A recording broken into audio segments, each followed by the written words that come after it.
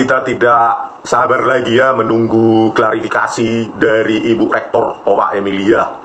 Yang saat ini kita tunggu-tunggu kok malah bungkam ya, ini sudah kasus besar, bahkan lebih besar ini daripada kasus Watergate di Amerika. Ya, ini kasus terbesar ini. Jangan disepelekan, nama baik UGM itu dipertaruhkan di sini. Ibu Ova, Ibu Rektor yang kami hormati, jangan diam ya.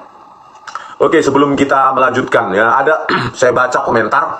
Sebelumnya kita sudah bahas ya peluang-peluang atau probabilitas Pak Jokowi ini menggunakan Cwriter, WordStar, WordPerfect ya, bahkan MakeWrite yang what you see is what you get dalam this operating system environment ya. Mereka text editor atau word processor ini ya hasilnya jelek pada tahun 1985 meskipun dia pakai LaserJet atau teknologi apapun dalam printing ya. Oke, ada yang mengatakan, Bang, jangan-jangan pakai teks atau latex ya. Kalau kalian peneliti ya tentu paham ya, menulis jurnal segala macam. Saya juga bingung. Joko Widodo pakai teks dan latex misalnya ya, editor. Saya saja baru tahu teks dan latex itu pada saat menulis jurnal dan paten pada tahun 2000-an ya. Itu di Jepang itu baru tahu itu ya. Bayangkan kalau Joko Widodo pakai itu ya. Terus kita kupaslah dulu. Misalnya Joko Widodo pakai teks ya atau latex ya. Itu dipakai untuk ada editornya, terus di compile ya, di render menjadi font yang cantik ya. Apakah font yang cantik itu gitu ya? Itu font yang dipakai dalam teks dan latex editor ini itu tahun 1992. Itu pun nama fontnya adalah komputer modern ya, komputer modern font. Jadi bukan Times New Roman. Itu pun tahun 1992 dikembangkan oleh Donald Knuth ya, dengan ada programnya namanya Metafont untuk mengcompile, merender dari original teks menjadi PDF gitu ya. Nah, ini hebat kali kalau Joko Widodo pakai ini. Itu saja pun baru dikembangkan 1992. Inilah dia font komputer modern font ya. Ya, ada sans serif, keluarga sans serif Roman, bla bla bla ya. Inilah dia, cantik ya. Nah, ini pun tahun 1992 gitu loh. Ya, inilah dia di langsung PDF produknya. Nah, kalau teks editornya kita lihat yang mungkin ya.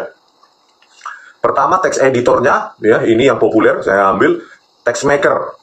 Ini pun 2003, secantik ini ya, 2003. Ini dia inputnya, teks aslinya original, terus dia di-convert langsung, di-compile atau di-render menjadi PDF. Jadi dia kekuatannya adalah persamaan matematika yang kompleks itu, jadi ditata sangat cantik ya, lebih cantik daripada pakai Microsoft Word. Kalau peneliti ya paham ini.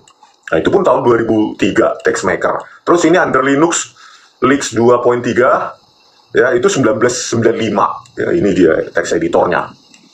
Terus Visual Studio ya. Oh, ini Text Studio itu rilis 2008 ya, begini dia input teksnya, terus keluarannya jadi begini, di persamaannya cantik ya, jauh lebih cantik memang daripada Microsoft Word. Jadi ini dipakai oleh International Publishing dan jurnal-jurnal ya sampai sekarang, teks dan latex ini. Inilah Text Studio, dirilis pun tahun 2008. Nah, yang paling populer saat ini adalah Visual Studio Code. Kalau kalian programmer pasti paham ini ya, Visual Studio ya.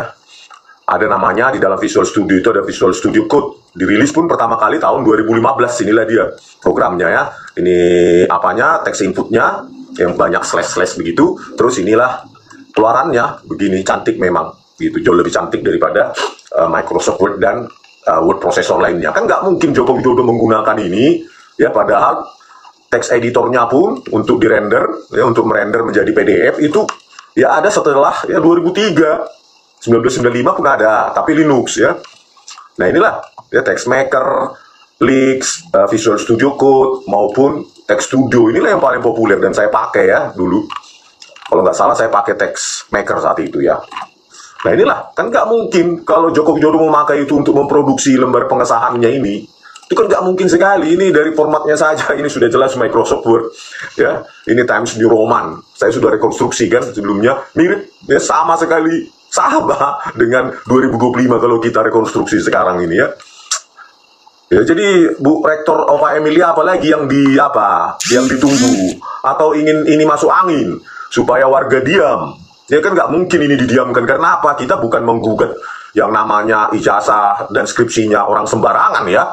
Ini seorang presiden loh, 10 tahun atau 2 periode, kan nggak mungkin ini bisa dilarutkan terus diam. Ya tentu, ya pasti terus ini, apalagi generasi ke depan akan lebih well informed ya. Jadi makanya selesaikan sekarang, tidak ada lagi ya. Saya sudah teliti semua teks editor yang sangat mungkin saat itu digunakan, yang nggak ada secantik ini Bu ya. Pakai latex pun atau pakai teks editor ya sejak tahun 95. Ini Pak Joko Widodo 1985. Jadi apa yang dipakai? Ya ini sudah buat prosesor modern, ini sudah nggak mungkin. Apalagi Bu alasannya, sudahlah Bu. Bu Rektor UGM mengaku saja bahwa ini diproduksi tidak pada tahun 1985, jadi tidak mungkin itu. Jadi drop ya, skripsinya drop, skripsi palsu, maka ijazahnya juga abal-abal, palsu. Itu udah saya katakan 100 miliar persen ya. Makanya saya bilang Bu, udahlah, daripada nanti digeruduk ya, dalam tanda quote unquote, digeruduk ya, untuk meminta transparansi publik terhadap ijazah dan skripsi Joko Widodo, malah makin babak belur dan makin mendunia ini berita. Bayangkan kalau CNA yang dan Australia, CNA Singapura, berita CNA dan Australia nanti meliput ini. Waduh, makin babak belur lah Bu. Kok UGM menutupi gitu ya. Apalagi ya itu tadi uji karbon, uji yang lain, uji tanda tangan, uji stempel, ini uji digital font. Ya udahlah. Ya satu hal lagi yang kita anehkan ya, kalau kita lihat di sini di lembar pengesahan Joko Widodo ini kan pembimbing utamanya Profesor Dr. Insinyur Ahmad Sumitro ya. Sementara di lembar prakata, ntar saya cari dulu. Nah ini di lembar prakatanya Joko Widodo tidak ada dikenal Kas Mujo ya. Ini udah saya mengaku pembimbing, tapi di prakatanya nggak ada. Ini saya foto sendiri. Jadi jangan diotak-atik lagi ya Bu ya. Ya UGM harus berlandaskan kebenaran. Ini saya foto sendiri dari skripsinya Joko Widodo waktu kunjungan saya ke perpustakaan Fakultas Kehutanan UGM. Ini nggak ada. Dan di sini doktor, di sini sudah profesor. Coba jelaskan ini ya.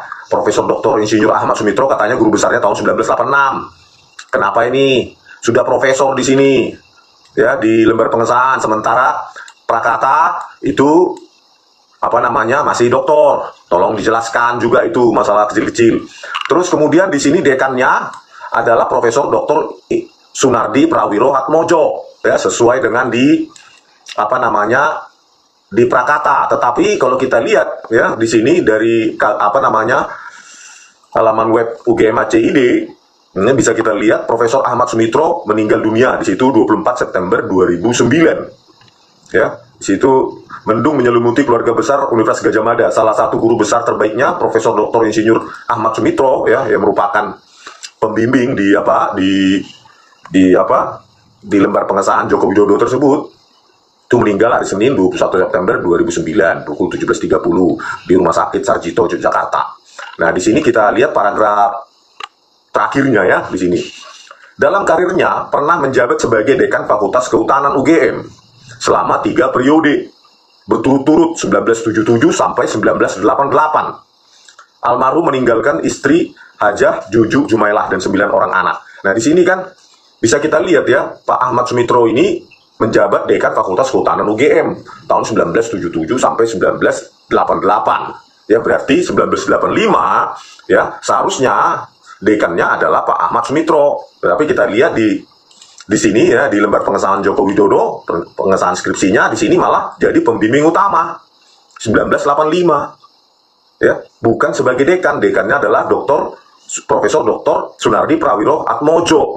Nah, inilah kasusnya juga besar ini, pembimbing utamanya Dr. Profesor Ahmad Sumitro, padahal harusnya dekan kalau menurut ini ya dari Universitas Gadjah Mada websitenya. Tetapi setelah Bambang Tri menggugat ya kasus ijazah palsu Joko Widodo, 13 tahun kemudian tahun 2022 langsung ada ralat redaksi. Dalam karirnya pernah menjabat sebagai dekan Fakultas Kehutanan UGM selama 3 periode berturut-turut 1977-1988. Bayangkan ya, yang benar dalam karirnya pernah menjabat sebagai dekan Fakultas Kehutanan UGM periode 7879, 80, 81, 88, 91, 91, 94. Saya bingung ya, jadi lompatan-lompatan tidak periodik seperti itu. Apa yang terjadi? Ya, kenapa 13 tahun kemudian baru diralat ya meninggalnya Pak Ahmad Sumitro itu 2009, dan ini redaksinya ditulis tahun 2009 ya. 24 September 2009. 13 tahun kemudian ya, setelah Bambang Tri dipidanakan atau diperkarakan atau menggugat ijazah palsu Joko Widodo, malah baru diralat. Ya, sebenarnya ini gampang ini memverifikasi apakah ralat redaksi ini benar. Karena apa? Sebagai dekan ya, Pak Ahmad Sumitro ini pasti menandatangani banyak ya, banyak misalnya skripsi, misalnya SK-SK dosen, dan kegiatan-kegiatan akademik lainnya. Itu gampang sebenarnya, tetapi kan kita tidak punya akses ya terhadap data dari Fakultas Kehutanan untuk menguji. Sebenarnya kalau dosen Fakultas Kehutanan yang mau jujur bisa ini memverifikasi ini. Apakah benar ralat redaksi ini bahwa Pak Ahmad Sumitro itu tidak berturut-turut dekannya mulai 1977, 98, 1988, tetapi periodik lompat-lompat gitu ya, tidak periodik ya, lompat-lompat 78, 79, 80, 81, 88, 91 ya, 91, 94. Bingung juga saya, karena setahu saya ya, kalau tidak ada kejadian yang tidak biasanya ya 4 tahun sampai 5 tahun ya. Kalau di kampus itu, ini kok 78, 79, terus setelah itu berhenti dekannya ya Pak Ahmad Sumitro itu 80, 81. Setelah itu berhenti lagi 88, 91, dan berhenti lagi 91, 98. Sebenarnya dosen Fakultas Kehutanan UGM yang punya SK-SK itu harus memverifikasi ini, apakah benar ralat redaksi ini atau memang dimanipulasi oleh UGM agar sesuai dengan lembar pengesahan Joko Widodo, bahwa di sini Pak Ahmad Sumitro itu tidak menjadi dekan, tetapi hanya jadi pembimbing utama. Yang dekan adalah Profesor Dr. Sunardi Prawiro Atmojo. Jadi ini perlu diverifikasi. Baca aja, lihat aja SK kalian, SK dosen, SK mengajar, SK meneliti, dan lainnya. Itu tahun 1985. Itu dekannya Pak Ahmad Sumitro atau Pak Sunardi Prawiro Atmojo. Itu gampang sekali, pasti para dosen punya berkas ini. Di samping juga skripsi-skripsi dari dosen saat itu. Tetapi kan saat ini kayaknya nggak ada satupun berani ya, baik alumni maupun dosen atau dekan dosen Fakultas Hukum Kehutanan UGM ya. Saat ini mereka memilih diam. Ya jadi itulah ya, gampang sekali diverifikasi ini. Tapi ya tentu kita tidak bisa menerima begitu saja ralat redaksi dari UGM ini ya. Karena ya statement dari Bu Opa aja mengatakan, kami meyakini bahwa Insinyur Joko Widodo adalah mahasiswa Fakultas Kehutanan Angkatan 80 dan menyelesaikan studinya 1985. Meyakini. Tetapi setelah kita lihat lembar pengesahannya ini ya, keyakinannya itu pasti salah. Nggak mungkin kayak gini dibuat tahun 1985 ya. Ya jadi itulah ya, jadi ya terus diverifikasi juga oleh Tempo, benar ya, dikoreksi oleh UGM ya 13 tahun setelahnya ini, setelah berita ini tayang ya, berita dari kematian dari Pak Ahmad Sumitro ya, yang menjadi teka-teki apakah benar Ahmad Sumitro ini tidak menjadi dekan pada tahun 1985, padahal sebelumnya ya selama 13 tahun ya di website UGM ya 1977 sampai 1988. Ketika Bambang Tri ini mengajukan gugatan justru diralat 13 tahun kemudian, dari 2009 ke 2012. Inilah yang kita tidak inginkan. Apa alasannya ralat ini? Ralat redaksi ini tidak membuktikan apapun ya, kecuali dari berkas-berkas dosen ya, berkas-berkas tanda tangan yang dilakukan oleh Pak Ahmad Sumitro. Apakah benar tidak ada dekan di situ, atau yang benar dekannya adalah Pak Sunardi Prawiro Atmojo? Itu harus dijejak oleh dekan ya, jangan alasan begini saja. Karena kan banyak sebagai dekan tuh tahun 1985 pasti ribuan tanda tangannya. Kalau di dosen itu setiap hari pasti tanda tangan itu dekan ya, baik berkas akademiknya mahasiswa, berkas kegiatan-kegiatan dosen, baik mengajar maupun meneliti dan lain-lain, acara-acara dan lain-lain, itu banyak sekali ya, bisa ratusan itu mungkin setiap hari, itu bisa dijejak. Kita sangat sayangkan itu ya. Nah oleh karena itu kepada Bu Opa Emilia udahlah Bu, kita tunggu aja lah kejujuran dan niat baik dari UGM. Apapun tekanan politik, jangan dihiraukan, kembali ke jalur kebenaran, dan integritas moral harus dijaga dengan seketat-ketatnya ya. Kalau ini ditutupi lagi dengan kebohongan dan penipuan, ambruk itu Bu UGM ya. Bukan karena dosen-dosen, ya karena Anda dan pejabat rektorat gitu loh. Nggak bisa Anda kan membuktikan itu lembar pengesahan skripsi Joko Widodo itu diproduksi tahun 1985. Nggak bisa Bu, akan ditertawakan dunia. Dan saya kira mata dunia nanti akan memelototi ini. penjelasan ilmiah dari UGM ini sebagai universitas besar, ya universitas yang sudah lama yang menjaga dedikasinya. Apa penjelasan ilmiahnya terhadap lembar pengesahan skripsi Joko Widodo tersebut, dan kenapa lembar pengesahan dosen penguji tidak ada? Siapa dosen pengujinya dan kapan itu ujian itu dilakukan? Itu dipelototi dunia nanti. Bukan kenapa ya UGM satu. Yang kedua, ini melibatkan mantan presiden 2 periode. Ya, ini kasus besar, ini bukan kasus sepele, bukan mau mungkin masa lalu. Apalagi saya, nggak ada kaitannya saya dengan politik. Anak abah lah, PDIP lah, pret. Nggak ada kaitannya saya dengan mereka itu. Ya. Apalagi dikasih duit, coba cek itu rekening saya cuma berapa ribu perak di ATM. Ya, nggak ada itu. Pokoknya kita riba ke siapapun yang merekayasa kasus di Indonesia ini.